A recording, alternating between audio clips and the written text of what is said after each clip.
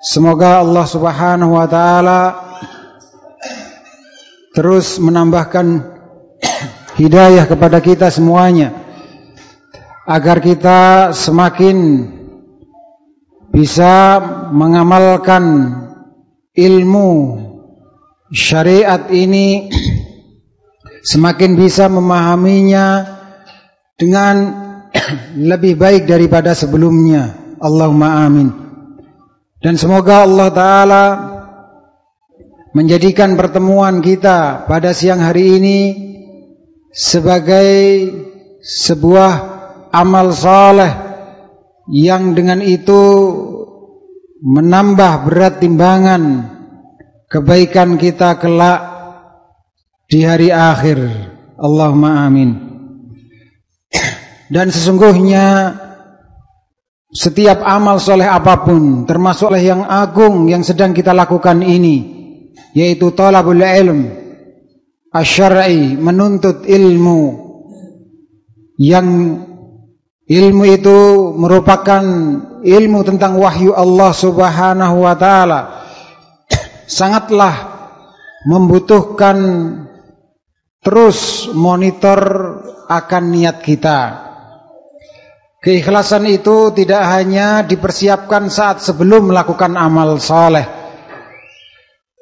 tetapi sesungguhnya saat melaksanakan amal saleh pun seseorang tertuntut untuk terus memonitor hatinya, karena bisa jadi di awal seseorang itu ikhlas, namun di tengah niatnya berubah. Maka kami ingatkan untuk diri kami sendiri maupun bapak-bapak, ibu-ibu rahimani wa rahimakumullah, agar kita dapatkan ilmu. Maka kita mari sama-sama terus sepanjang perjalanan kita menuntut ilmu di siang hari ini, dari pagi sampai sore nantinya insyaallah, terus memonitor hati kita, mengawasi jangan sampai keluar dari jalan kebenaran, agar keberkahan ilmu kita dapatkan. Dan di antara bentuk keberkahan ilmu adalah semakin menyebabkan pemiliknya taat kepada Allah Ta'ala, semakin mudah melakukan amal saleh, semakin merasa dirinya banyak kekurangan, dan semakin berusaha untuk menutupi kekurangan-kekurangan tersebut, semakin rindu untuk menghadiri majelis ilmu berikutnya, mengetahui tentang ajaran agama Islam yang hak ini. Baik, bapak-bapak, ibu-ibu rahimakumullah, ada waktu sekitar 1 jam kurang sedikit untuk menyampaikan satu bab yang sesungguhnya bab ini luas, yaitu bab tentang mumayyizatu manhajis salaf fid da'wah. Bab tentang keistimewaan manhaj as-salaf fid da'wah, keistimewaan cara beragama as-salafus saleh. Itu maksud manhaj di sini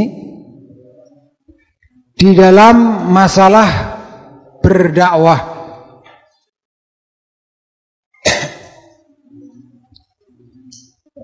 Bagi yang sudah menemukan halaman berapa? Sepertinya sebagian jamaah belum menemukan halamannya.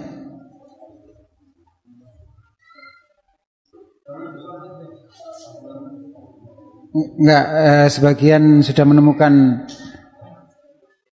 166 katanya. Bagi yang belum menemukan halamannya, halaman 166. Jadi bab paling belakang, bab penghabisan tentang keistimewaan manhaj as-salaf dalam berdakwah. Baik. Jadi mumayyizat itu adalah keistimewaan-keistimewaan. Seseorang terkadang tidak terdorong dengan kuat melakukan suatu amal saleh, suatu kebaikan, tidak terdorong dengan kuat untuk meraih suatu manfaat, satu maslahat, kalau tidak diiming-imingi dengan disebutkan keistimewaannya. Termasuk dalam hal ini amal soleh berdakwah ilallah. Seseorang mungkin kalau tidak diimingi dengan disebutkan keistimewaan manhaj as-salaf dalam berdakwah, mungkin akan memakai cara dakwah sendiri, metode dakwah sendiri yang bertentangan dengan cara berdakwahnya as-salafus saleh. Oleh karena itu pentingnya di sini dibuat bab tersendiri tentang keistimewaan tersebut. Mumayyizat, keistimewaan manhaj. Manhaj maksudnya metode ataupun cara beragama dalam hal ini. Cara beragama Islam khususnya dalam bidang berdakwah. Karena ajaran agama Islam itu luas. Ada ajaran dakwah, ada ajaran tentang sholat, ada ajaran yang paling tingginya tentang bertauhid. Nah, ini ajaran tentang dakwah. Bagaimana cara beragamanya as-salafus saleh di dalam mengamalkan amalan soleh yang agung yang disebut dengan ad-da'wah ilallah. Namanya cara beragama ataupun manhaj itu tergabung dua hal pokok. Yang pertama al-fahmu, pemahaman.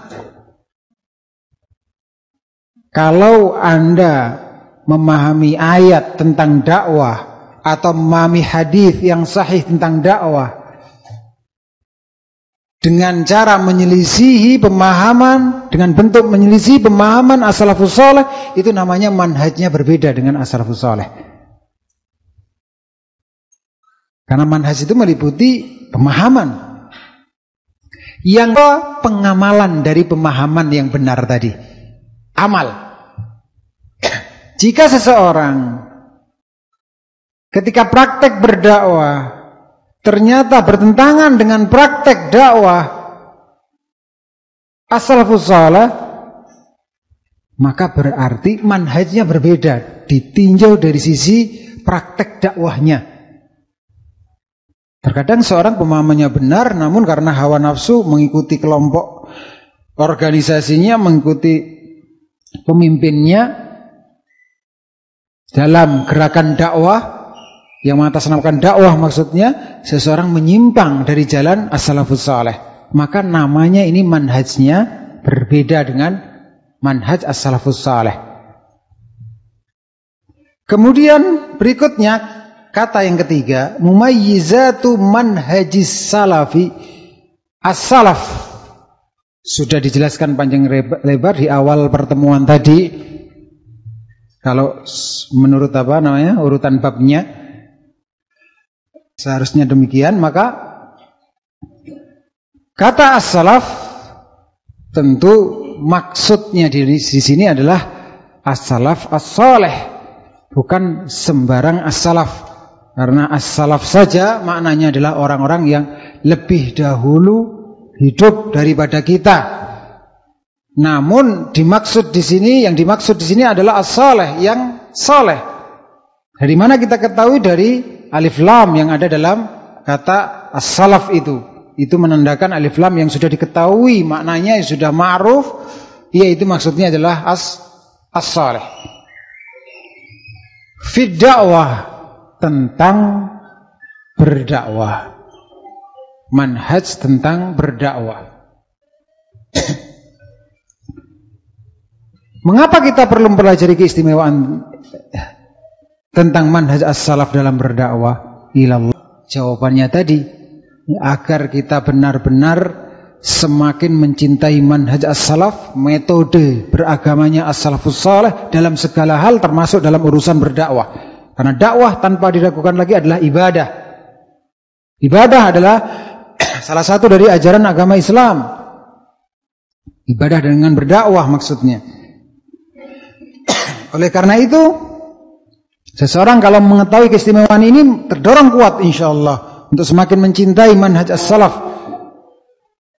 dalam memahami agama Islam ini dan mengamalkannya.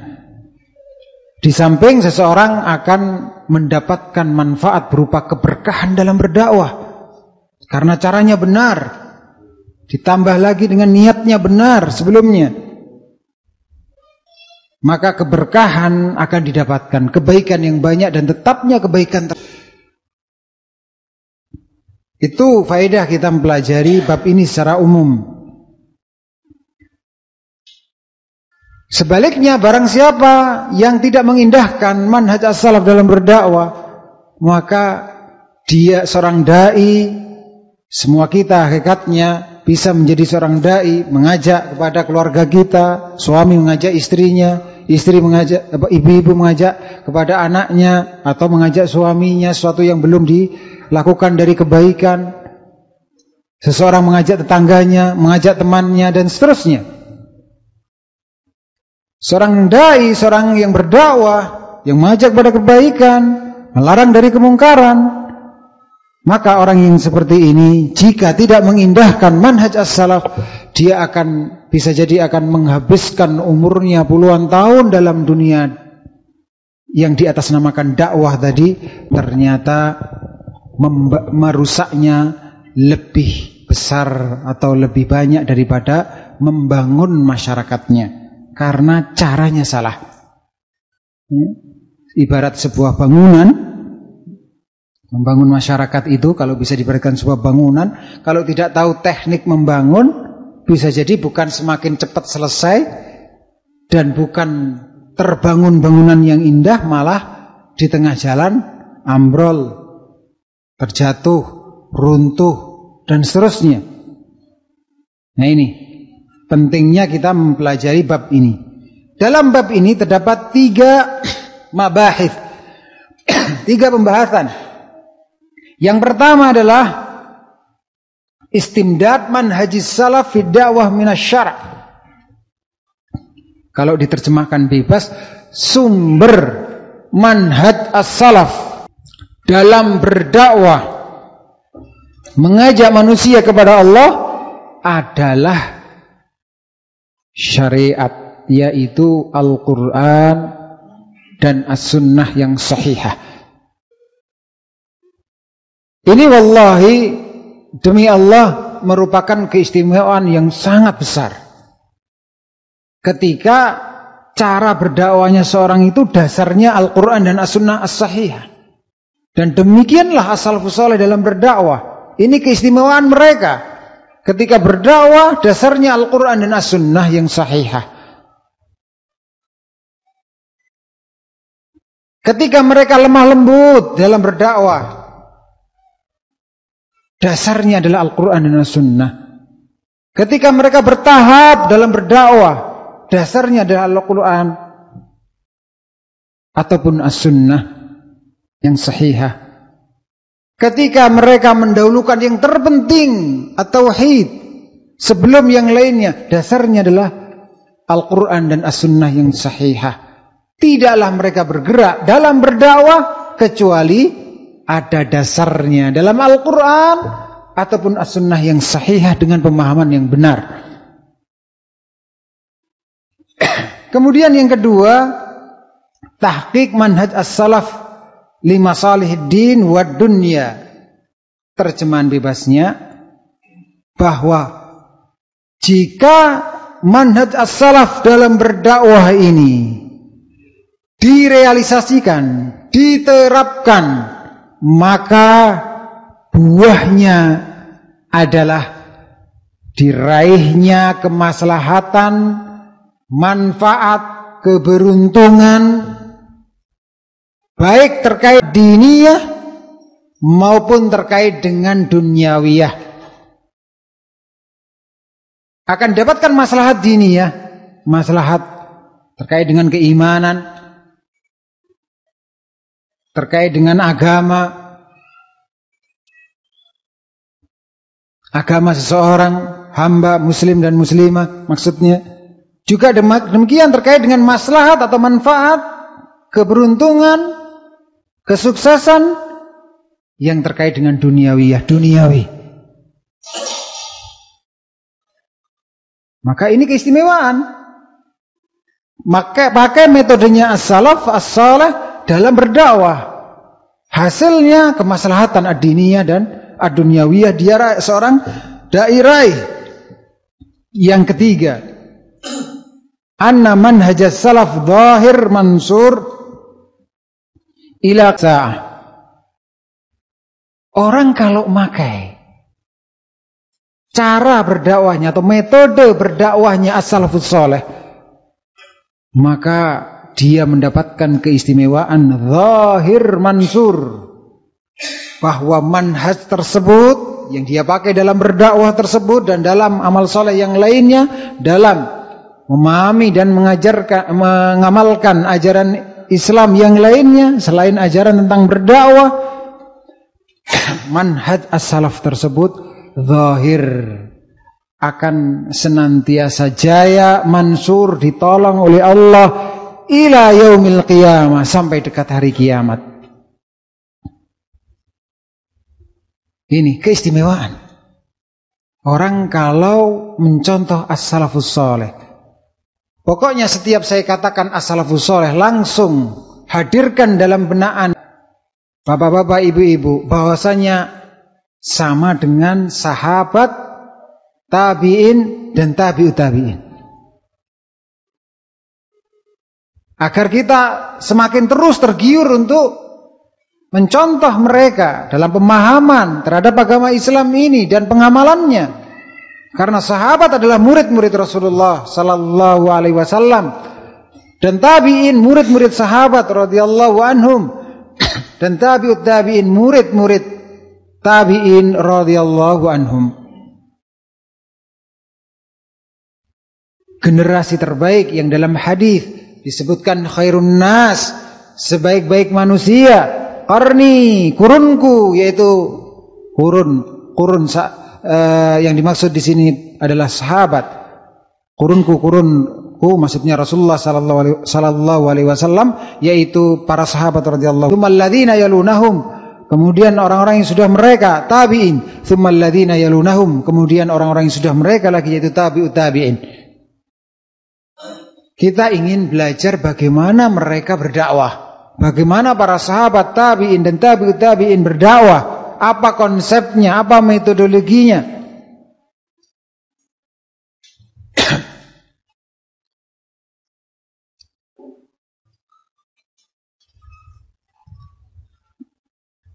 Baik. Atau sesuatu yang terkait dengannya, yaitu keistimewaan manhaj as-salaf di dalam berdakwah ilallah. Baik, kita masuk dalam penjelasan yang pertama tentang sumber manhaj as-salaf dalam berdakwah adalah Al-Quran dan as-sunnah yang sahihah.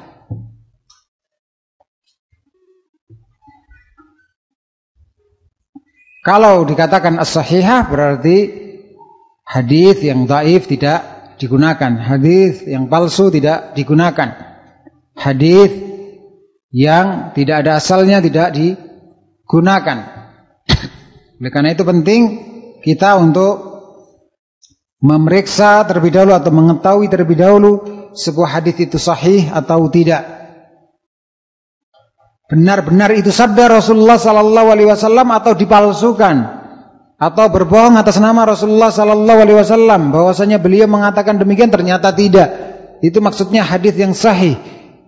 Kalau itu terkait dengan hadis yang berupa sabda Rasulullah sallallahu alaihi wasallam. Begitu pula yang terkait dengan perbuatan Rasulullah sallallahu alaihi wasallam. Kalau dikatakan beliau berbuat sesuatu ternyata palsu, tidak demikian kabar yang benar, maka itu namanya hadisnya tidak sahih. Dan seterusnya. Baik. Bapak-bapak, ibu-ibu rahimani wa rahimakumullah.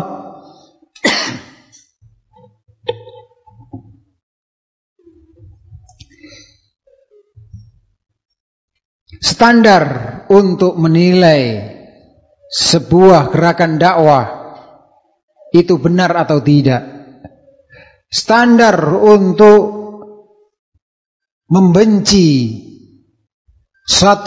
seseorang ataupun membenci suatu kelompok dakwah ataupun mencintainya bukanlah organisasi tertentu, bukanlah atas nama orang tertentu yang tidak ada rekomendasinya dalam dalil,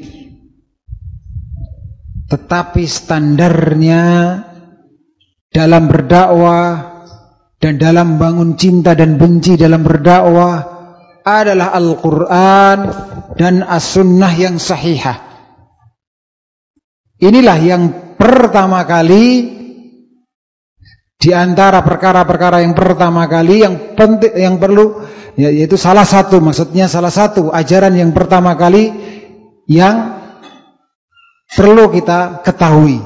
Jadi salah satu ajaran yang pertama kali yang perlu kita ketahui bahwasanya landasan dalam berdakwah adalah Al-Quran dan As-Sunnah yang sahihah. Di atas keduanya lah kita membangun wala dan bara, cinta dan benci.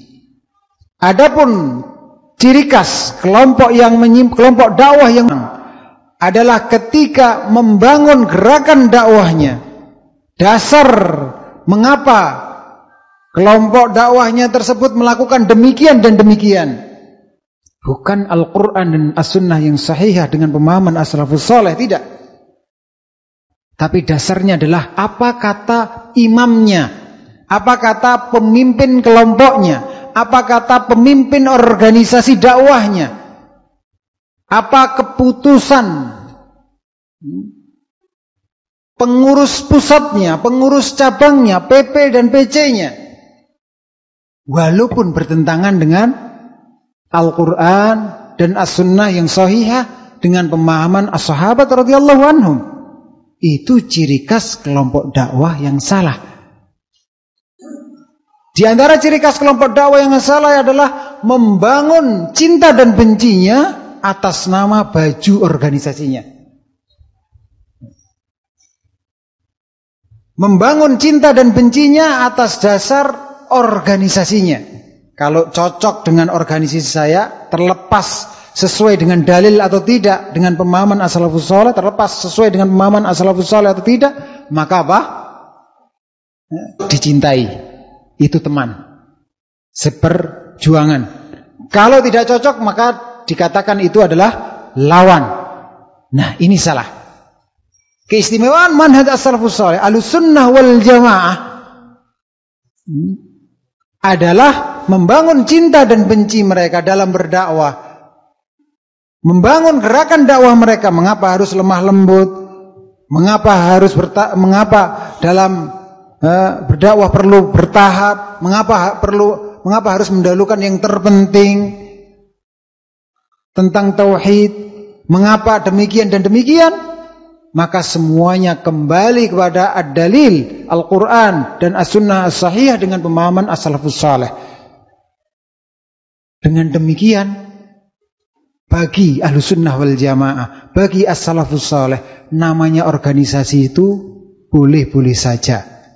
Namanya berkelompok, berjamaah, jamaah Baitul Muhsinin, jamaah pengajian Baitul Muhsinin, jamaah pengajian masjid ini, boleh-boleh saja seperti itu, asal tidak bertentangan dengan Al-Quran dan As-Sunnah yang sahihah dengan pemahaman as-salafus saleh dan tidak melanggar keduanya. Begitu. Jadi kalau ada organisasi kemudian pemimpinnya mengatakan A, sementara A itu ternyata bertentangan dengan Al-Quran dan As-Sunnah yang sahihah dengan pemahaman as-salafus saleh, maka ciri khas Ahlussunnah wal Jamaah adalah tidak mengambil pendapat tersebut, walaupun dari pemimpinnya sendiri, tapi mengingatkan dengan lemah lembut, dengan bijaksana, ini bertentangan. Tidak membangun cinta dan bencinya atas dasar pemimpinnya tadi. Inilah dalil-dalil yang disebutkan dalam kitab ini yang menunjukkan keistimewaan manhaj as-salaf dalam berdakwah, bahwasanya mereka membangun dakwahnya di atas Al-Quran dan As-Sunnah yang sahihah dengan pemahaman yang benar. Di antaranya adalah wa'atiullah war rasul la'allakum turhamun. Dan taatlah kepada Allah, berarti berpegang teguh dengan Al-Quran, dan Ar-Rasul berarti berpegang teguh dengan as-sunnah. La'allakum turhamun. Agar kalian dirahmati. Ini landasannya. Seorang kalau berpegang teguh dengan Al-Quran dan Sunnah, maka dirahmati. Namanya dirahmati itu diberkahi dakwahnya, dijauhkan dan dilindungi perkara-perkara yang merusak dakwahnya atau yang tidak menyebabkan berbuah dakwahnya dengan buah yang baik dan seterusnya. Itu namanya dirahmati. Kemudian berikutnya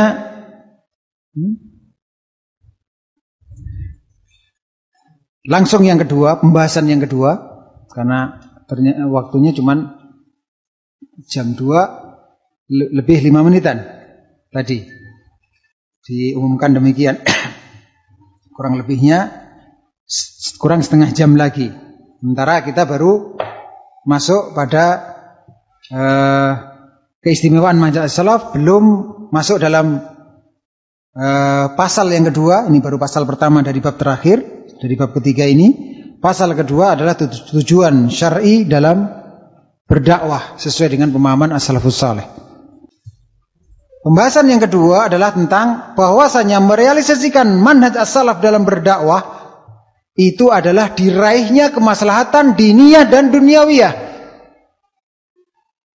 Seseorang kalau benar-benar menerapkan metode as-salafus saleh dalam berdakwah, maka akan diraih manfaat yang besar baik diniyah maupun duniawiyah. Mengapa demikian? Karena memang sumbernya adalah Al-Quran dan As-Sunnah yang sahihah, sehingga diberkahi oleh Allah Ta'ala dakwah tersebut. Baik da'inya akan mendapatkan maslahat maupun mad'unya. Orang yang didakwainya pun juga akan mendapatkan keberkahan, maslahat. Setiap dakwah kalau dibangun atas manhaj as-salaf, maka pastilah maslahat besar yang didapatkan, baik terkait dengan masalah diniyah maupun duniawiyah. Karena memang dakwah itu hakikatnya mengajarkan kebenaran al-Islam yang hak, yang difahami oleh as-salafus saleh dan diamalkannya. Sedangkan dalam al-Islam itu sendiri sebagai materi dakwah yang dakwakan oleh as-salafus saleh itu secara umum dikatakan, saya ulangi, dikatakan di sini yaitu menjaga kebutuhan-kebutuhan pokok dari manusia. Sehingga pantas kalau berdakwah dengan cara soleh, seseorang akan mendapatkan maslahat. Di antara maslahat yang besar adalah terjaganya apa? Terjaganya 5 kebutuhan pokok, kebutuhan darurat dari manusia.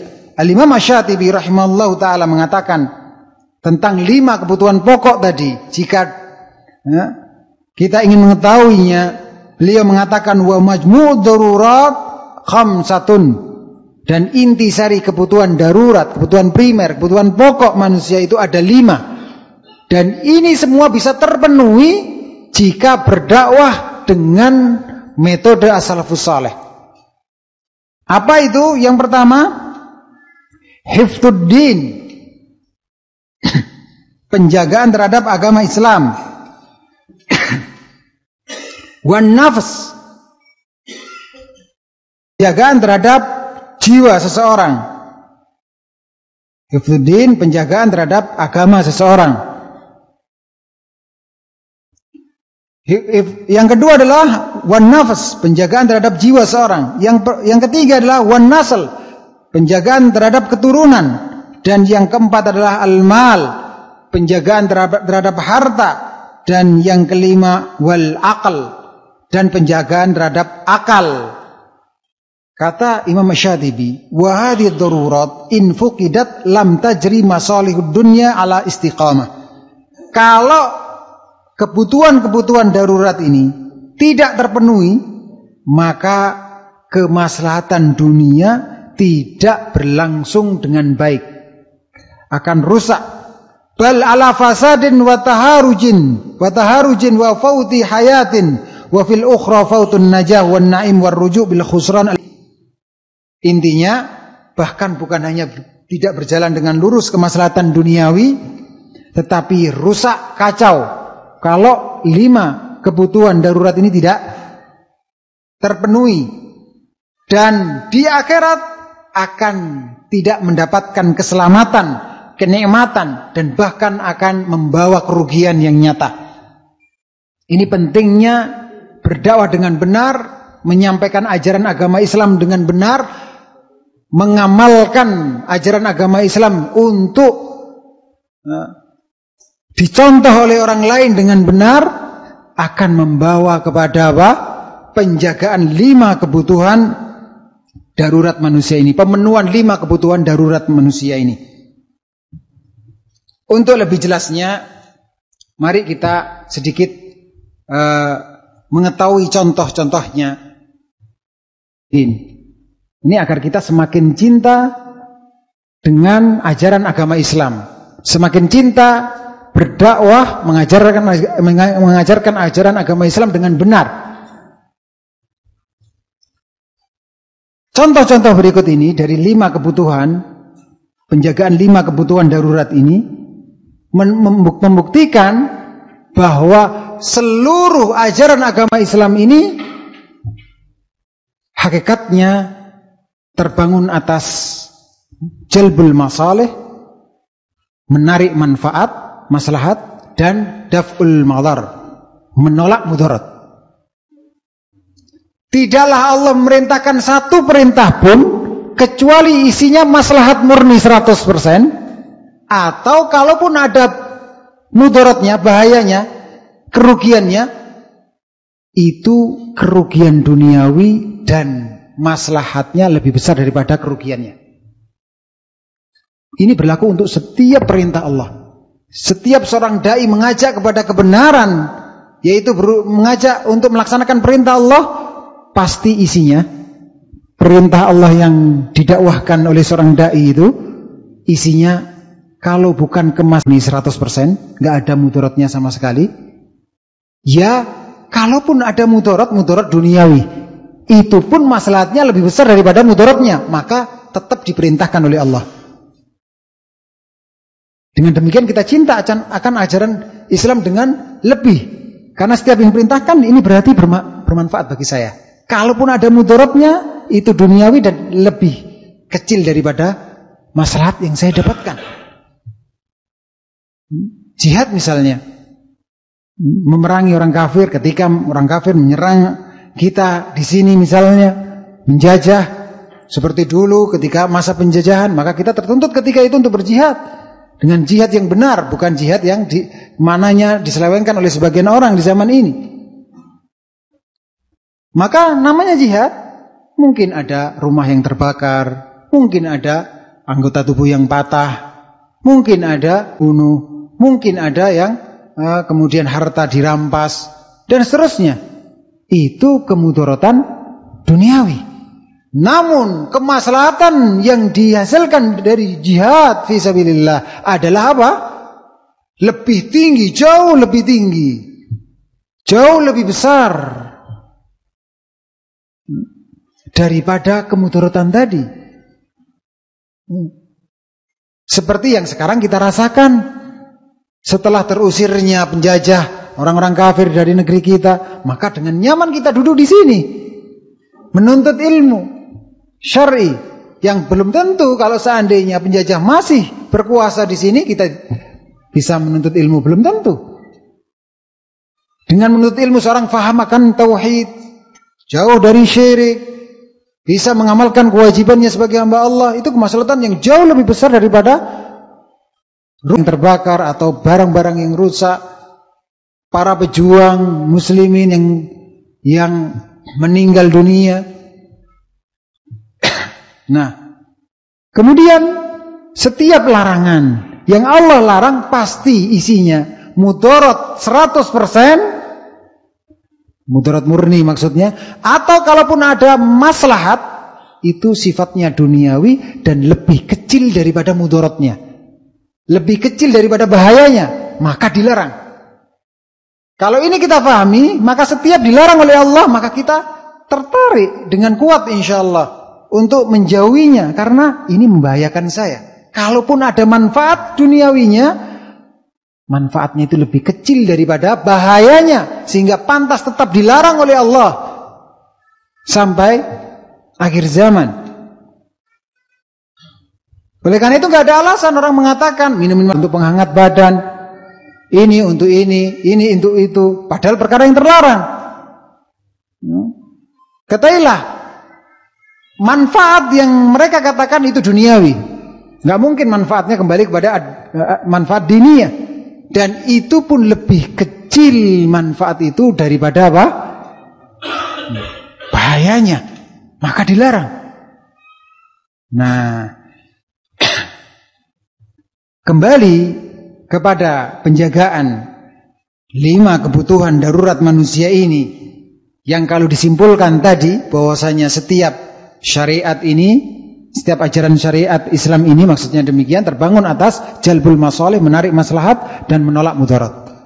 Maka contoh-contoh yang akan saya berikan ini, yang akan saya sampaikan ini tentang penjagaan agama seseorang, penjagaan jiwa dan seterusnya, ini pulang pada dasar tadi, terbangun atas dasar menarik manfaat dan menolak mudarat tadi.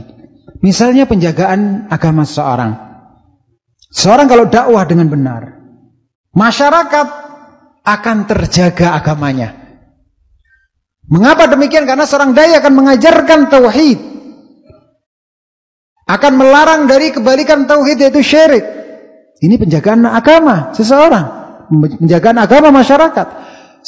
Seorang dai akan mengajarkan bagaimana tata cara sholat 5 waktu yang benar, dan memperingatkan agar tidak meninggalkan sholat 5 waktu. Maka ini penjagaan agama seorang, penjagaan keimanan masyarakat. Mengajarkan tentang puasa, mengajarkan tentang zakat, dan melarang dari meninggalkan kebalikannya, meninggalkan sholat, puasa, zakat. Maka ini, setiap ada perintah tentang sholat, itu hakikatnya hifdzuddin, penjagaan agama kita. Setiap ada syariat tentang perintah untuk bertauhid, itu hifdzuddin, penjagaan iman kita. Adapun contoh penjagaan jiwa, maka di sana dalam syariat Islam ada pembolehan untuk memakan berbagai bentuk macam makanan yang halal dalam rangka untuk menjaga jiwa seseorang, dalam rangka untuk menjaga jiwa seorang hamba, menjaga jiwa kita. Allah Ta'ala membolehkan meminum sekian banyak minuman, yang diharamkan sedikit saja. Maka ini hifdzun nafas, hakikatnya penjagaan jiwa. Dan juga demikian Allah Ta'ala melarang seseorang bunuh diri atau membunuh orang lain tanpa alasan yang hak. Allah Ta'ala berfirman, wala taqtulu anfusakum, dan janganlah kalian membunuh jiwa-jiwa kalian. Ini dalam rangka hifdzun nafas, penjagaan jiwa. Jadi setiap syariat itu pokoknya kembalinya kepada menarik maslahat dan menolak mudarat, sehingga kita nggak berat mengamalkannya insyaallah Ta'ala. Berat karena nggak paham. Orang terkadang berat karena nggak paham. Ini menguntungkan dirinya, ini menjauhkan dirinya dari mara bahaya, mudarat. Kemudian juga demikian hifdzul aql. Syariat melarang apa? Yaitu minum-minuman keras, karena menutup akal manusia. Ini hifdzul aql, penjagaan akal. Juga demikian hal yang semisal itu, yaitu semisal penjagaan akal itu berupa mengambil seluruh sebab yang diperbolehkan untuk berkembangnya akal seseorang dari mulai kecil sampai dewasa, maka itu hakikatnya adalah penjagaan akal. Berikutnya termasuk juga pendidikan, tuntutan untuk mengajarkan pendidikan yang baik kepada anak, itu termasuk hifdzul akal juga hakikatnya. Kemudian hifdzul mal, penjagaan harta. Allah Ta'ala melarang kita dari mencuri, melarang kita dari merampok, melarang makan harta orang lain tanpa hak, tanpa alasan yang hak, melarang riba dan seterusnya. Melarang dengan berbagai macam bentuk yang haram. Ini termasuk penjagaan terhadap harta. Dan juga Allah Ta'ala mensyariatkan berbagai macam bentuk penjagaan harta. Allah Ta'ala membolehkan kita mencari nafkah dengan cara yang halal. Ini pun dalam rangka untuk hifdzul mal. Kemudian hifdzun nasl, Allah Ta'ala melarang hifdzun nasl, yaitu menjaga keturunan. Allah Ta'ala melarang kita dari zina, melarang kita dari hal-hal yang mengarah kepada zina. Enggak sampai zina tapi membawa kita untuk sampai kepada perzinahan. Pintu-pintunya ditutup dalam Islam. Itu dalam rangka untuk menjaga keturunan agar tidak tercampur keturunannya dan seterusnya. Baik, ikhwan fillah, bapak-bapak, ibu-ibu rahimani wa rahimakumullah. Jadi kalau berbicara tentang keindahan Islam, sesungguhnya pembicaraan yang sangat panjang lebar, yang sangat luas. Kita benar-benar akan bisa meresapi dengan baik firman Allah Ta'ala, al-yawma akmaltu lakum dinakum, pada hari ini telah aku sempurnakan bagi kalian agama kalian. Benar-benar agama Islam ini agama yang sempurna. Tidak ada satu kebaikan pun kecuali telah ditunjukkan oleh Rasulullah Sallallahu Alaihi Wasallam. Tidak ada satu keburukan pun kecuali telah diperingatkan oleh Rasulullah Sallallahu Alaihi Wasallam. Karena itu Rasulullah Sallallahu Alaihi Wasallam pernah bersabda, innahu lam yakun nabiyyun qabli illa kana haqqan alaihi ayyadulla ummatahu ala khair ma ya'lamuhu lahum wa yundiruhum syarra ma ya'lamuhu lahum. Sesungguhnya tidak ada satu nabi pun sebelumku kecuali merupakan haknya untuk menunjukkan kepada umatnya suatu kebaikan yang beliau ketahui untuk mereka dan memperingatkan mereka dari suatu keburukan yang beliau ketahui demi kebaikan mereka. Itulah sifat para nabi alaihi salatu wassalam. Demikian semangatnya untuk menunjukkan kebaikan, sehingga Rasulullah sallallahu alaihi wasallam menunjukkan setiap kebaikan yang dibutuhkan umat ini di dalam ajaran agama al-Islam dan memperingatkan setiap keburukan yang membahayakan umat ini di dalam ajaran agama Islam.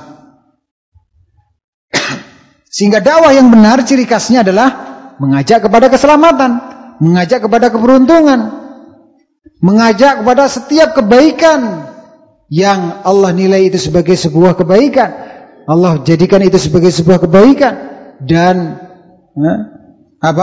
menghindari setiap keburukan yang memang itu merupakan keburukan dalam al-Islam.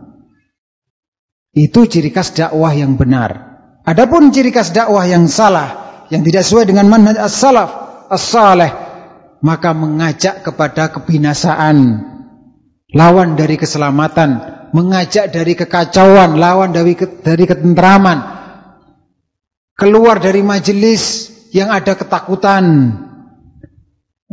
bukan ketentraman hati, kegelisahan. Kenapa? Misalnya nanti kalau tidak membayar upeti kepada pemimpin jamaah, maka akan dibunuh, atau keluar dari jamaahnya maka akan dikejar-kejar, akan diteror. Kalau kemudian tidak baiat maka akan demikian diancam demikian. Keluar dari majelis bukan ketenangan yang dia bawa. Makin dekat hatinya dengan Allah, kegelisahan, kegoncangan, mengajak untuk memusuhi masyarakat setempatnya, tidak mau berbaur dengan masyarakat setempatnya. Lihat itu ciri khas teroris. Bagaimana tidak berbaurnya dengan masyarakat, tertutup. Masyarakat tidak merasakan kebaikan. Ini ciri khas dakwah yang salah. Dakwah salafus saleh tadi, di antara ciri khasnya adalah hifdzuddin, hifdzun nafas, hifdzun nasl. Menjaga 5 kebutuhan darurat masyarakat. Membawa kebaikan, menjauhkan masyarakat dari setiap keburukan. Nah itu, membawa ketenteraman. Kemudian bapak-bapak, ibu-ibu rahimani wa rahimakumullah, pembahasan yang ketiga yaitu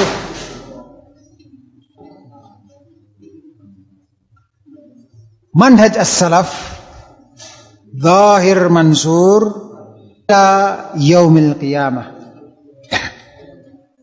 Bahwasanya metode as-salafus saleh itu keistimewaannya kalau Anda dalam berdakwah mengajak anak istri Anda atau mengajak suami Anda kepada kebaikan, mengajak masyarakat Anda, mengajak tetangga, saudara, bapak ibu Anda kepada kebaikan dengan metode as-salafus saleh, maka ketahuilah Anda akan ditolong ila yaumil qiyamah, sampai dekat hari kiamat. Juga demikian, Anda akan jaya, Anda akan menang, Anda akan sukses. Ini keistimewaan. Dalilnya adalah firman Allah Ta'ala dalam surat Ghafir ayat 51. Inna rusulana walladzina amanu fil hayatid dunya wa yawma yaqumul ashhad. Sesungguhnya kami benar-benar akan menolong utusan-utusan kami dan orang-orang yang beriman di kehidupan dunia dan di hari yaqumul ashhad, yaitu hari kiamat, hari akhir. Ini janji dari Allah Ta'ala. Janji bagi orang yang beriman. Di samping sebelumnya disebutkan janji bagi para rasulnya alaihissalatu wassalam, janji bagi orang-orang yang beriman untuk ditolong oleh Allah Subhanahu wa Ta'ala. Dan keimanan yang baik adalah keimanan yang dibangun atas Al-Quran dan As-Sunnah yang sahihah dengan pemahaman yang benar, yaitu pemahaman as-salafus saleh, diridhoi oleh Allah Ta'ala karena dalilnya jelas dan pengamalannya. Kemudian dalil yang berikutnya adalah sabda Rasulullah sallallahu alaihi wasallam dalam sebuah hadis, yaitu la tazalu ta'ifatun min ummati qa'imatun bi amrillah la yadurruhum man khadalahum aw khalafahum hatta ya'tiya amrullah wa hum zahiruna 'alan nas. Dalam sebuah hadis yang diriwayatkan oleh Al-Bukhari dan Al-Imam Muslim, dan juga demikian dalil sabda Rasulullah sallallahu alaihi wasallam, la tazalu ta'ifatun min ummati 'alal haqq mansurah hatta ya'tiya amrullah. Senantiasa ada sekelompok dari umatku yang berada di atas kebenaran, lagi ditolong sampai datang ketentuan Allah.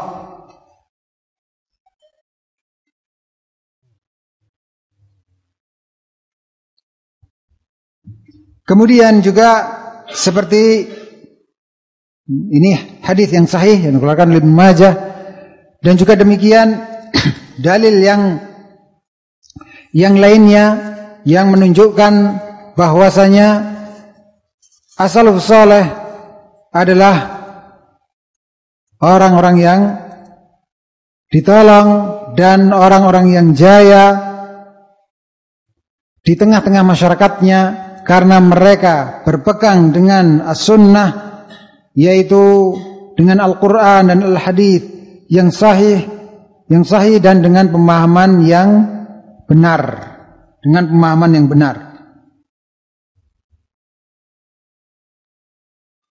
Baik, Bapak-bapak, ibu-ibu rahimani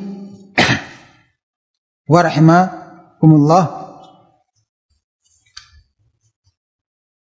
Jaminan dari Allah Ta'ala ini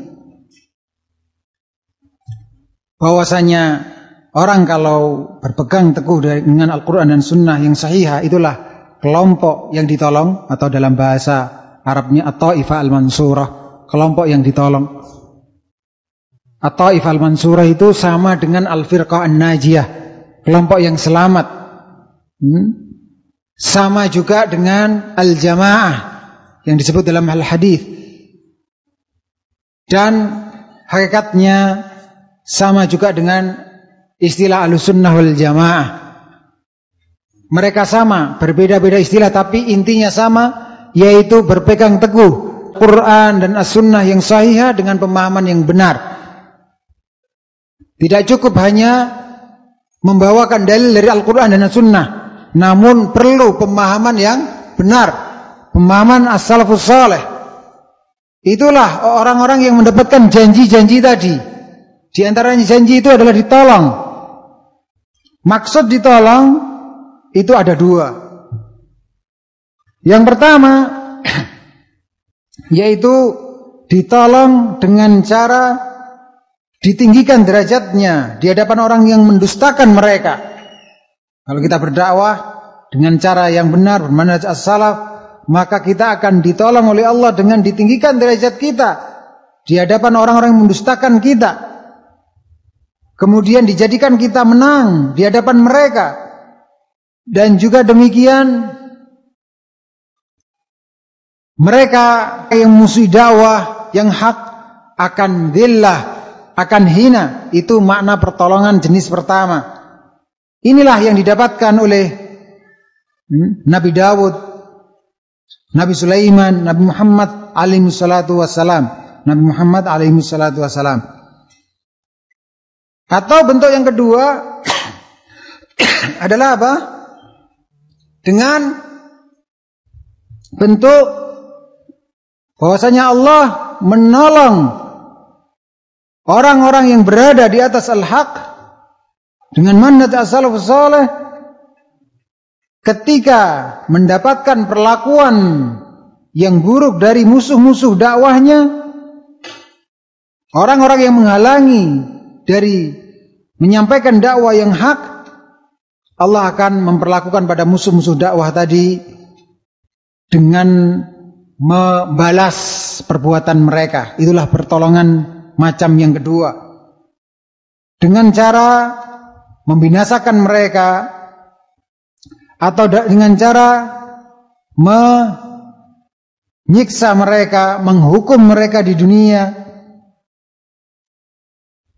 Maka inilah didapatkan oleh, yaitu pertolongan yang didapatkan oleh Nabi Nuh alaihissalam ketika menghadapi kaumnya. Dan juga demikian, bapak-bapak, ibu-ibu rahimani wa rahimakumullah, bahwasanya pertolongan yang dijanjikan, kemenangan dan kejayaan yang dijanjikan itu haruslah terpenuhi dua hal. Yaitu yang pertama adalah terpenuhi syarat-syaratnya, dan yang kedua adalah hilang penghalang-penghalangnya. Jadi setiap janji dari Allah, tidak hanya janji masalah ini, janji-janji yang lainnya, itu baru terrealisir janji tersebut kalau terpenuhi syaratnya dan hilang penghalang yang menyebabkan seseorang mendapatkan janji tadi.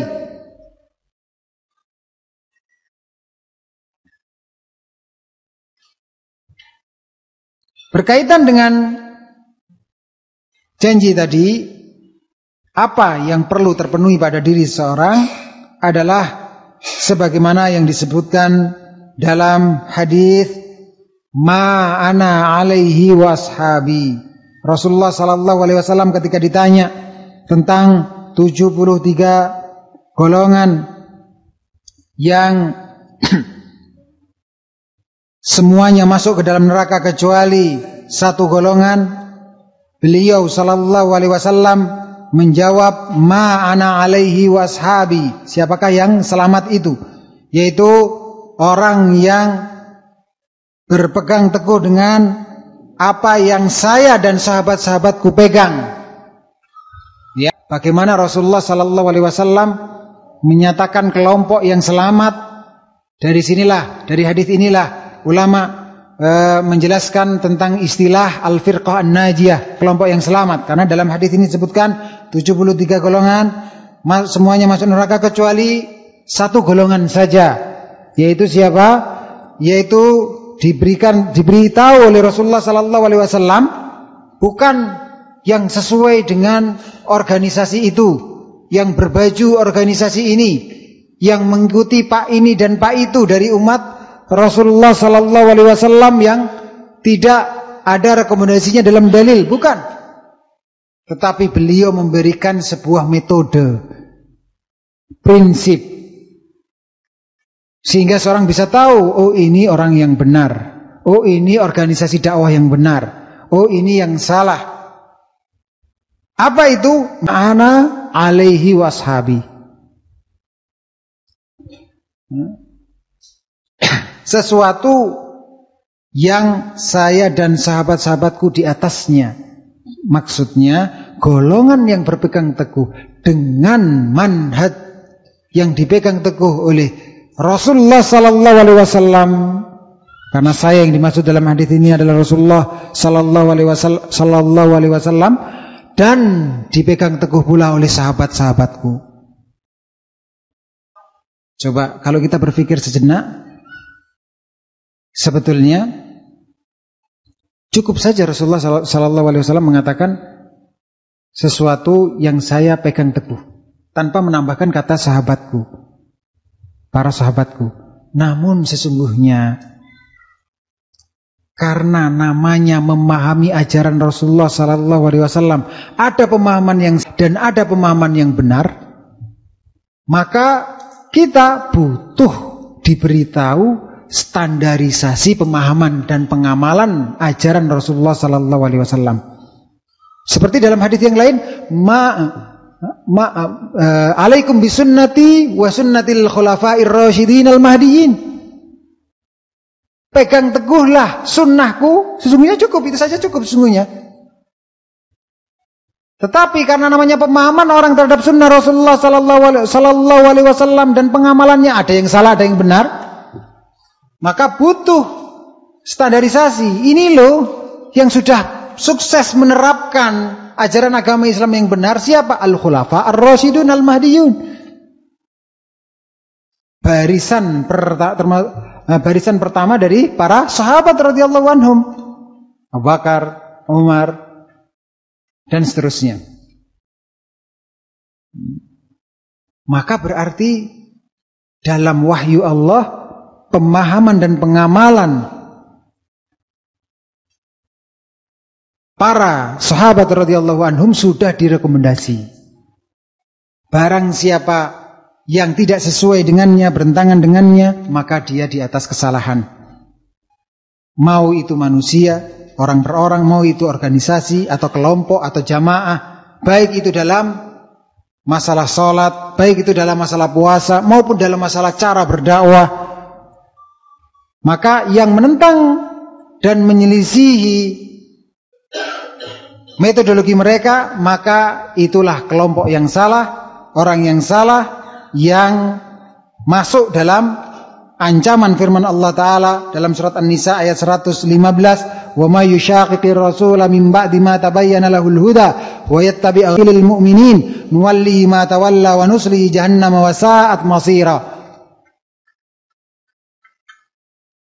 Dan barang siapa yang menentang ar-rasul setelah jelas baginya petunjuk dan mengikuti jalan selain al-mu'minin, ulama ahli tafsir menafsirkan apa? Sahabat. Kalau kita tanya ketika ayat ini turun, sudah tentu sahabat masuk dalam barisan orang-orang yang beriman. Allah ancam orang yang tidak mengikuti jalan orang-orang mukmin, para sahabat, apa? Nuwallihi ma tawalla. Kami biarkan dia tenggelam dalam kesesatannya, wa nuslihi jahannam, dan kami masukkan dia dalam jahannam, wa sa'at masira, dan jahannam ini seburuk-buruk tempat kembali. Berarti harus memakai metodologi as-salafus salih, memahami dan mengamalkan ajaran agama Islam. Karena inilah yang direkomendasi oleh Allah dalam Al-Quran ayat tadi dan dalam Al-Hadith.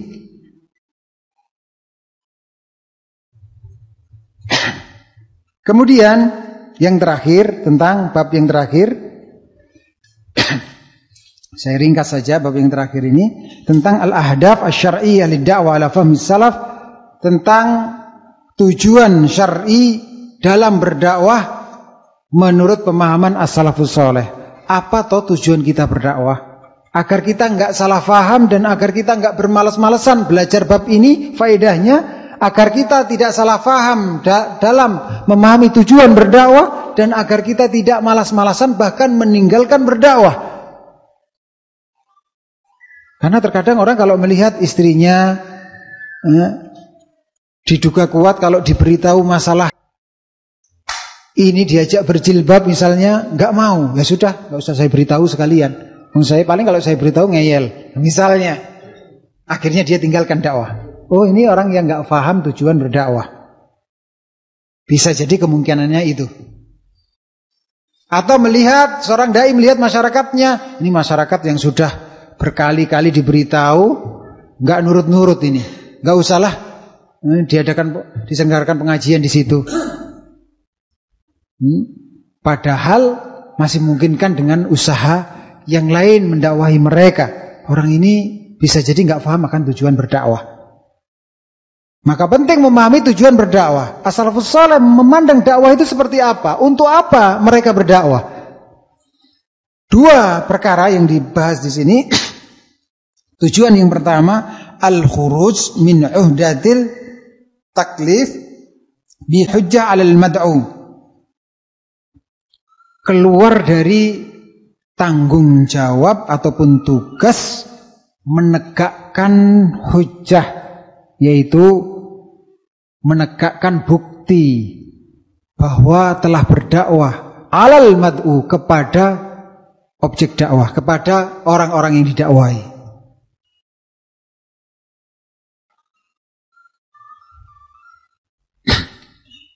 Sehingga orang-orang yang dakwain besok di hadapan Allah tidak bisa beralasan lagi.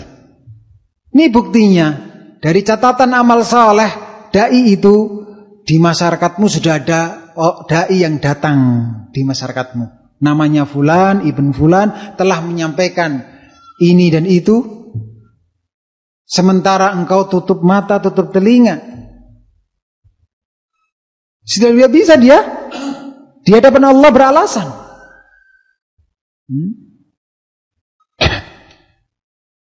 Karena secara logika demikian. Kita katakan kepada dia bahwasanya, atau mungkin bahasa tadi, kalimat tadi saya ganti dengan kalimat bukti bahwasanya dia di hadapan Allah Subhanahu wa taala tidak bisa beralasan, saya belum tahu kebenaran ya Allah. Tidak bisa beralasan seperti itu karena sudah terbukti bahwasanya sewaktu di dunia ada fulan dan fulan atau bin fulan, seorang dai yang telah menyampaikan kebenaran tentang apa yang sedang engkau katakan tadi, sehingga engkau tidak ada alasan meninggalkan kewajibanmu sebagai hamba Allah, karena dai tersebut telah memperingatkan dari meninggalkan kewajiban tersebut dan telah mengajarkan bagaimana tata cara melaksanakan kewajiban tersebut. Baik. Adapun tujuan yang kedua adalah roja hidayatil mad'u, yaitu mengharap orang yang didakwai itu bisa mendapatkan petunjuk, kembali kebenaran jika dia tadinya keluar dari kebenaran, kembali sadar untuk di atas al-haq ketika sebelumnya dia sesat. Itu tujuan yang kedua, agar orang yang dakwai itu mendapatkan petunjuk. Kalau seandainya tujuan yang kedua ini tidak didapatkan, ingat, dakwah tujuannya tidak hanya satu. Tujuan pertama adalah kita tegakkan di masyarakat ini, di daerah itu, bukti, hujjah bahwasanya saya sebagai seorang dai telah berdakwah, sehingga terlepas tanggung jawab saya sebagai dai. Dan mereka tidak punya bukti di hadapan Allah bahwasanya belum didakwai. Kemudian hal ini pula yang menyebabkan seseorang untuk semangat berdakwah, sehingga tetap terus berdakwah walaupun yang didakwahi itu tidak mendengarkan apa yang dia sampaikan, sedangkan masih memungkinkan dia melakukan cara-cara yang lain, masih ada peluang sungguhnya untuk mendakwahi. Kalau bukan orang itu, ya anak keturunannya. Kalau bukan anak keturunannya yang akan mendengarkan dakwah saya, semoga dengan tulisan ini ketika saya sudah meninggal dunia, ketika seorang dai tersebut sudah meninggal dunia, nanti pada anak keturunan ketiga atau keempat atau ketujuh, anak keturunan ketujuh akan didengar dakwah saya, akan dilaksanakan. Jadi seorang dai memiliki pandangan yang jauh. Jangan memandang namanya dakwah itu daurah sekarang, pasti orang pada nurut sekarang melaksanakan kebenaran yang saya sampaikan dari Al-Quran dan As-Sunnah yang sahihah. Kalau enggak, ya sudah. Ini yang pertama dan terakhir saya menyampaikan kebenaran di daerah ini. Wassalam. Tidak demikian. Tidak demikian namanya berdakwah itu. Bisa jadi sampai Anda meninggal dunia, wahai para dai. Karena setiap kita sungguhnya bisa menjadi para dai. Sampai Anda meninggal dunia tidak dengar. Kapan didengarnya? Ketika sudah orang itu yang didakwai itu meninggal dunia, Anda pun juga sudah meninggal dunia. Dalilnya dari tujuan yang pertama adalah firman Allah Ta'ala, li'alla yakuna linnasi 'alallahi hujjatun ba'dar rusul, yaitu surat An-Nisa ayat 165. Agar tidak ada bagi manusia hujjah, alasan untuk membantah di hadapan Allah ba'dar rusul, sesudah diutusnya para rasul alaihi salatu wasalam. Jadi pengutusan para rasul alaihi salatu wasalam hakikatnya iqamatul hujjah, untuk menegakkan hujjah, alasan bukti bahwasanya para rasul alaihi salatu wasalam sudah berdakwah, sudah menyampaikan kebenaran, sudah menunaikan amanah dengan sempurna. Kalau ada yang menyimpang dari umatnya, maka itu sudah terlepas dari tanggung jawab para rasul alaihi salatu wasalam. Dan ingat tugas kita hanya menyampaikan kebenaran, tapi tidak bisa memaksa hati orang yang kita dakwai untuk pasti menerima kebenaran. Tidak bisa, karena hidayah yang bisa kita sampaikan adalah irsyad, ilmu yang bermanfaat, berupa pengajaran ilmu yang bermanfaat. Itu saja yang bisa kita sampaikan. Mengajak orang, itu saja yang bisa kita sampaikan. Mengajak orang kepada kebenaran. Adapun selebihnya, hasilnya dia menerima kebenaran, beriman, beramal soleh, kita tidak bisa paksakan. Kita tidak bisa memberi hidayah at-taufiq, yaitu hidayah supaya orang itu mengamalkan ilmu yang dia dengar dari ilmu tentang kebenaran, dan supaya orang itu beriman dan beramal soleh, itu tidak bisa. Adapun supaya orang faham akan tata cara sholat, nah itu kita bisa sebagai manusia, maksudnya bisa. Bagaimana cara bertauhid, nah itu bisa. Tapi apakah dia nantinya akan bertauhid? Apakah orang yang kita dakwai akan sholat? Itu bukan urusan kita.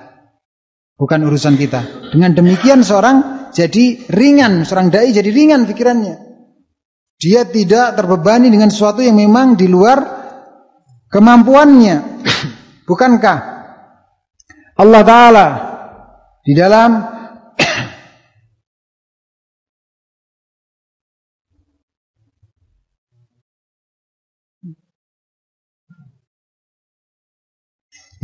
firman Allah Subhanahu wa taala, yaitu surat An-Nur ayat 54, telah berfirman, "Wa ma 'alar rasuli illal balagul mubin."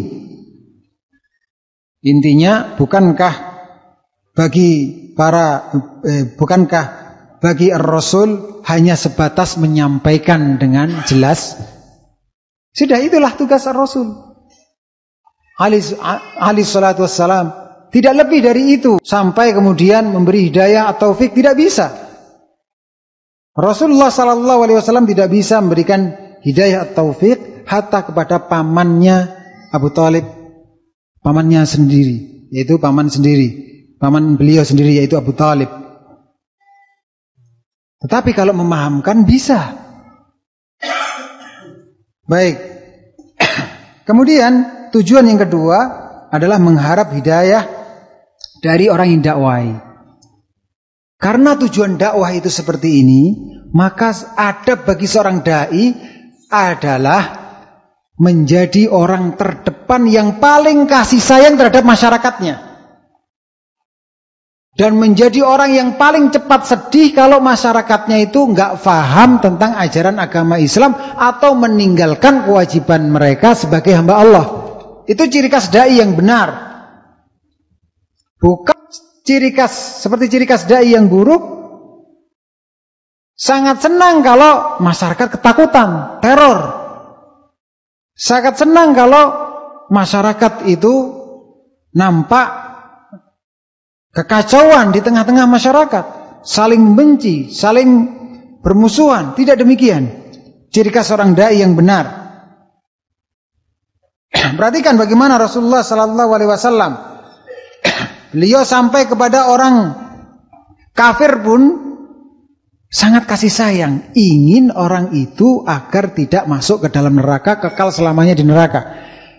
Beliau tawarkan Islam kepada orang tadi. Ini ini merupakan sebesar-besar kebaikan. Ketika seorang bisa masuk Islam dan mati di atas ajaran agama Islam. Begitu maksud saya. Ini adalah sebesar-besar kebaikan kalau orang yang dakwah oleh Rasulullah sallallahu alaihi wasallam Islam dan kemudian apa? Kemudian meninggal di atas ajaran agama Islam. Sebuah kisah yang sangat bagus diriwayatkan oleh Al-Bukhari dalam kitab Al-Janaiz. Beliau menyebutkan bahwasanya dalam kisah tersebut suatu saat Rasulullah sallallahu alaihi wasallam mengunjungi anak kecil tapi agamanya Yahudi. Lihat. Jadi dakwah itu bukan sebatas kepada orang muslim, tapi juga kepada orang yang non muslim. Karena kesayangan Rasulullah sallallahu alaihi wasallam kepada manusia ini sangatlah besar. Tidak ingin manusia, hatta orang kafir, celaka. Caranya ditawarkan Islam.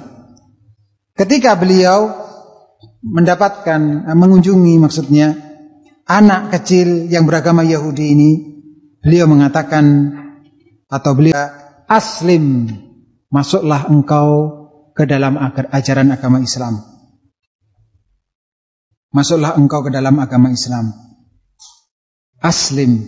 Satu kali beliau ucapkan ini. Fanadharal Yahudi ila abihi. Kemudian anak kecil itu di sebelahnya di dekatnya ada bapaknya. Anak kecil itu enggak langsung menjawab, tapi memandang terlebih dahulu kepada bapaknya. Kemudian kata bapaknya, Ati Abul Qasim. Taati Abul Qasim, maksudnya Nabi Muhammad sallallahu alaihi wasallam. Masya Allah. Bapaknya memerintahkan untuk masuk Islam. Maka kemudian fa'aslama. Anak kecil pun itu masuk ke dalam agama Islam. Fa kharajan Nabiyyu sallallahu alaihi wasallam wa huwa yaqul kalimah 'azimah, dan Rasulullah sallallahu alaihi wasallam pun beranjak dan beliau mengucapkan satu ucapan yang sangat agung yang menunjukkan semangatnya beliau sebagai seorang dai dalam tercapainya tujuan dakwah yang kedua ini, yaitu agar manusia mendapatkan petunjuk.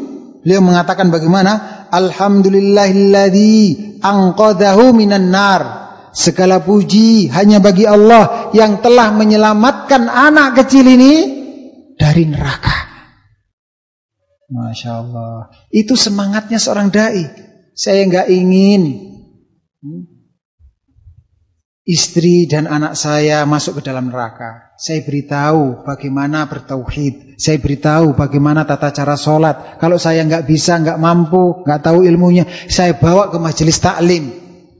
Itu kewajiban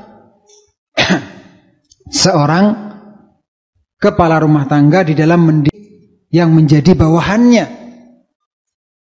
Kalau memang enggak mampu, enggak punya ilmu, belikan majalah sunnah. Kalau enggak mampu, ajak ke majelis taklim mendengarkan ceramah. Sudah enggak mampu mengajarkan, istrinya enggak boleh pergi ke majelis taklim. Nah, ini repot ini, yang seperti ini. Pertanggungjawabannya besar di hadapan Allah Subhanahu wa taala. Atau demikian juga orang tua. Janganlah menghalangi anak-anaknya untuk pergi mendengarkan apa yang Allah firmankan dan apa yang Rasulullah sallallahu alaihi wasallam sabdakan. Apa yang Rasulullah sallallahu alaihi wasallam sabdakan. Kemudian terakhir, tadi ada pesan dari Ustaz Vivi kalau sudah menyelesaikan babnya, bab penutup yang merupakan ringkasan dari semua bab sampai akhir untuk dibacakan. Karena waktunya sudah sedikit, saya bacakan beberapa saja dari kesimpulan-kesimpulan dalam judul Al-Khatimah penutup. Tatalakhas Al-Khatimah fima yali, dapat diringkas penutup sebagai penutup apa isi buku ini sebagai berikut, yaitu annal murad bis salafhum man sabaqa bihadzal din minas sahabah wa tabi'in. Bahwa maksud dari as-salafus saleh, mereka ini adalah orang yang telah mendahului kita beriman, dari para sahabat, para tabi'in, dan tentunya tabi'ut tabi'in. Maka seseorang ketika dikatakan telah mengikuti as-salafus saleh dalam beragama Islam, ingat kata-kata dalam beragama Islam artinya kata-kata dalam beragama Islam artinya manhaj as-salaf, artinya pula atau sama dengan pula yaitu cara memahami al-Islam dan cara mengamalkannya.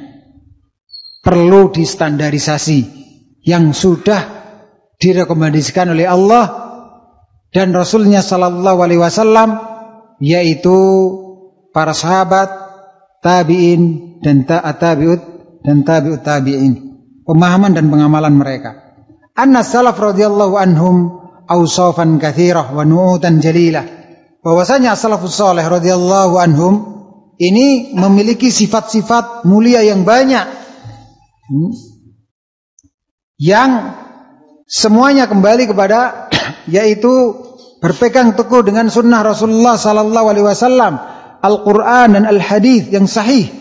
Yang ini membedakan dari ahlul bid'ah, menyelisihi sunnah Rasulullah sallallahu alaihi wasallam.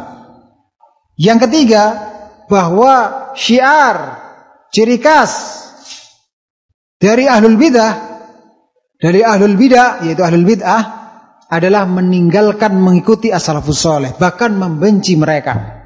Seperti kelompok yang menamakan dirinya Syiah, mencela sahabat, mencela Aisyah radhiyallahu anha. Ingat, ini suatu hal yang sangat keji. Tahukah Anda, bapak-bapak, ibu-ibu, kalau sampai sahabat itu dicela, maka masyarakat yang mendengarnya dan awam tidak paham tentang keutamaan sahabat, keutamaan bermanhaj as-salaf, maka bisa jadi ikut membenci para sahabat tadi. Ketika Syiah misalnya mencela Aisyah radhiyallahu anha, orang-orang awam akan ikut membencinya. Kalau sampai Aisyah radhiyallahu anha, istri Rasulullah sallallahu alaihi wasallam, dibenci oleh sebuah masyarakat, padahal mereka menamakan dirinya masyarakat muslim, maka sekian banyak riwayat hadis dari jalur Ummul Mukminin Aisyah radhiyallahu anha akan apa? Ditolak. Karena sudah benci. Orang kalau benci kepada seseorang, mau ngomong apa saja, mau bicara apa saja, akan tidak didengar, bisa jadi dibenci. Nah ini parahnya Syiah, perbuatannya demikian kejinya, melarikan orang dari ajaran agama Islam. Jadi itu kalau membenci sahabat, mengajak ada jamaah yang hari rayanya diiringi dengan ritual mencela Abu Bakar As-Siddiq, sepertinya Syiah, kemudian mencela Umar bin Khattab, mencela Aisyah dan seterusnya, maka itu ibaratnya sama dengan aktivitas mereka itu sama dengan mengatakan mari masyarakat tolak itu sekian ratus hadis. Karena yang meriwayatkan mereka ini para sahabat radhiyallahu anhum, dari Umar bin Khattab radhiyallahu anhu, Rasulullah sallallahu alaihi wasallam bersabda, dari Aisyah radhiyallahu anha, dari ini dan dari sahabat ini dan itu.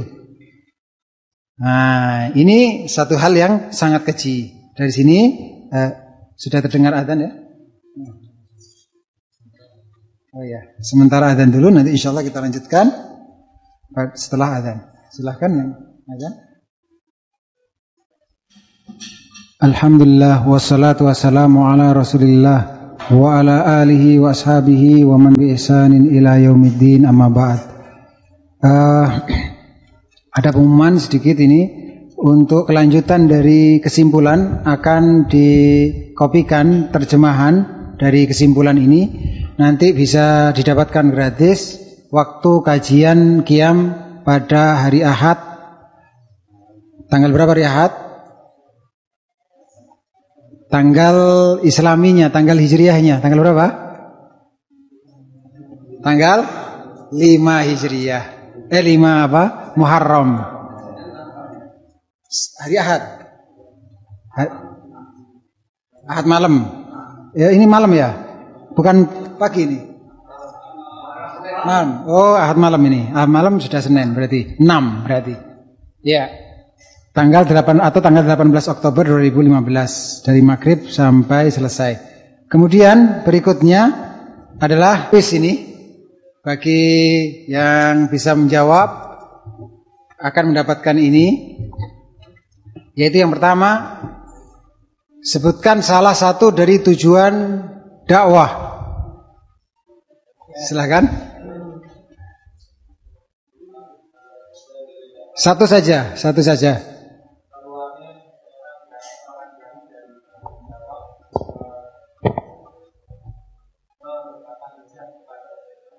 Iya, terlepasnya dari tanggung jawab itu ya. Ahsantum barakallahu fiik.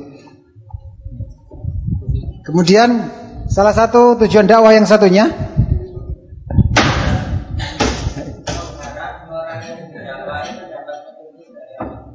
ya, barakallahu fiik.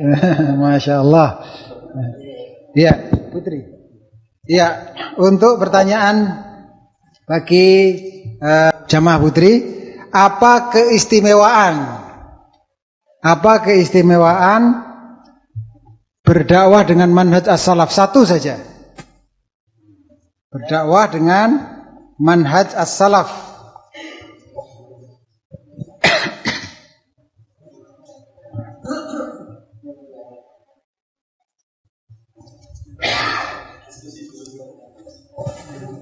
Oh, masih diskusi dulu.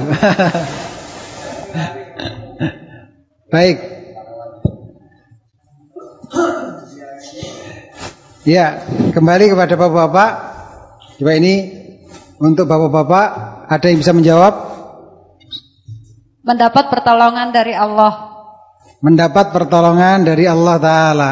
Ahsanti barakallahu fiik. Ya. Ya, khusus dua ini akan saya berikan bagi satu peserta jamaah daurah terjauh tempatnya. Paling jauh. Imogiri. Demak, ada yang lebih. Imogiri. Jakarta, Masya Allah. Barakallahu fiik. Masya Allah. Jakarta.